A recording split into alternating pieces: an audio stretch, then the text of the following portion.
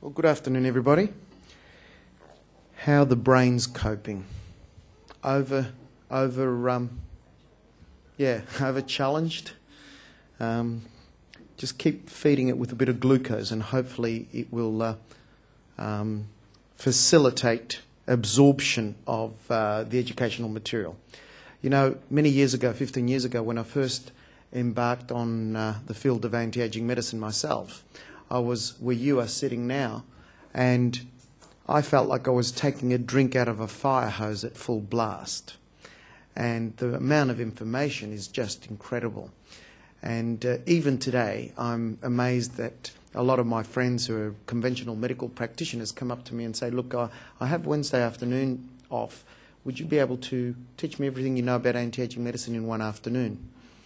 And some of those people are now still here 6 years later, attending as many anti-aging conferences and doing the fellowship and so on. And 6 years later I said, well, hang on. You said you could do it in one afternoon. How come 6 years later you still haven't sat for the ABAM exam yet? Oh, there's too much information. So people really underestimate the magnitude, the level of biochemistry, the level of medicine that's associated with the field of preventative gerontology. Now, when we talk anti-aging medicine, we're basically looking at the perspective of common denominators. So the common denominators with aging are inflammation, depletion, and wear and tear. Okay? So if we're looking at the key parameters here of inflammation, depletion, and wear and tear, one of the key parameters you need to keep in mind is there's always some trigger that is causing inflammation. Sometimes the trigger can be the gastrointestinal tract, okay, causing significant levels of inflammation in the body. And as you will see, a lot of this inflammation from the gut, due to food sensitivities and allergies, can also cause people to stagnate in their ability to lose weight. So my intention today is to give you, in half an hour, an overview, what are the differences between food sensitivities versus allergies. It's a huge field, and I hope that by the end of this you will get a better understanding of what's going on here. There are many adverse food reactions. Any untoward response to the ingestion of food includes food allergies, which are generally immunological, and then there's the food intolerances, which are often non-immunological. Adverse food reactions are very common and often thought to be allergenic in nature, but true food allergy is present in only about 6 to 8% of children and up to about 4% of adults. The rest are due to food sensitivities and adverse food reactions. So what I'm trying to say to you is that the universe is food intolerances, the subset is food allergies. So food allergies is a small subset that fits within the universe of food intolerances.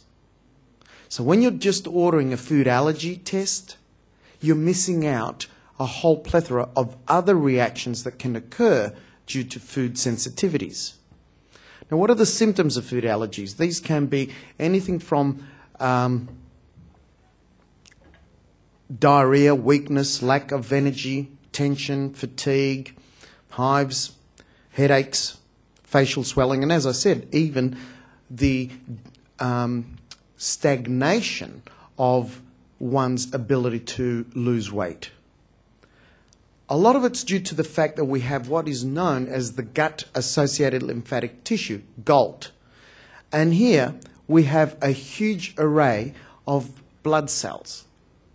This is your immune layer. In the GALT is responsible for 60% of your immune system in your body. So as such, the biggest area of immunological challenge is around your intestines. And you can see here how from stem cells we derive the various populations of blood cells, everything from platelets and erythrocytes, the red blood cells. And you can see the various white blood cells, the polymorphonuclear granulocytes, then you've got your B cells and T cells, etc. all of these down the bottom, from neutrophils on, are responsible for your immunological, and the macrophages, they're all responsible for your immunological system. So all of them have some form of action and cause a reaction. So when you have an antigen that comes in, attaches itself to the various antibodies, that will trigger a mitosis. Let's say this is a white blood cell here, and the white blood cell has a memory to this particular antigen, whether it be a food particle or whatever. It then triggers mitosis. In other words, replication, duplication of some of the cells, activating the lymphocytes, and even going to the effect, and here is another representation of it, right? But what I'm trying to get to you is that these white cells, the mast cells in particular, can also then degranulate and release all these granules which have quite a number of factors in there. This is where you release your histamines. This is where you release your tumor necrosis factors, your cytokines and chemokines, etc. And by measuring food allergies of IgE or even IgG nature, you're missing out on the reaction that occurs due to this sort of process. So the immune system, there's an innate and adaptive immunity in the gut. And the innate immunity, you've got your physiochemical and your cellular. And here you've got the physiological and barrier and so on, and the chemical with the bile salts and the pH and etc. And then you've got your cellular, which is the NK cells, the macrophages, polymorph nuclear leukocytes, etc., epithelial cells. And then you've got your adaptive immunity. The most common immunoglobulin that we produce in all secretory fluids is secretory immunoglobulin A. And that itself plays an important role in us being able to establish the overall immune competency of the body. When you've got, for example, excessive adrenal fatigue, you will always find that being very low. So let's get into a little bit of nomenclature here. Understanding and interpreting serum antibodies. You have IgG, which is a long-term response.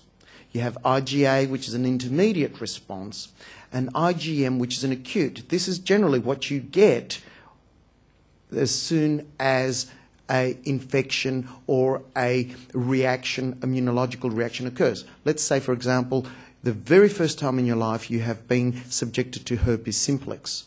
The very first molecule you will make is IgM, and that's the acute response molecule. Eventually that dissipates in concentration and you go to long-term molecule response is the IgG. Okay? So as you can see, there's the acute response, there's the intermediate response, and there's the long-term response. But also, in the immunological assessment, we also have IgE. Now, IgE, in terms of allergies, etc., is much better suited to measuring the response of immunological or allergic reaction to inhalants, things like dust mite, pollens, etc., and also to the foods that cause immediate anaphylactic shocks, whether it be peanuts, whether it be crustaceans, etc. But generally, most of your patients that come to you for a food sensitive or allergies, they would know which foods are causing this for them. Okay? The real problematic area is in the delayed sensitivities, the ones that are the hidden sensitivities, and the ones that are due to perhaps excessive histamine release. Okay? So even in the classical textbooks of immunology and allergy, you find that there's a classification. It's called the Jelen-Coombs classification of hypersensitivity reactions. And they have broken these down to the 6 types of classifications. There's type 1, which is the immediate hypersensitivity, which is associated with anaphylaxis, for example. There's the type 2, which is the cytotoxic antibodies associated with hemolytic anemia, etc. Type 3, immune complexes. Type 4 is the delayed or T-cell mediated hypersensitivity associated with such things as contact dermatitis, for example.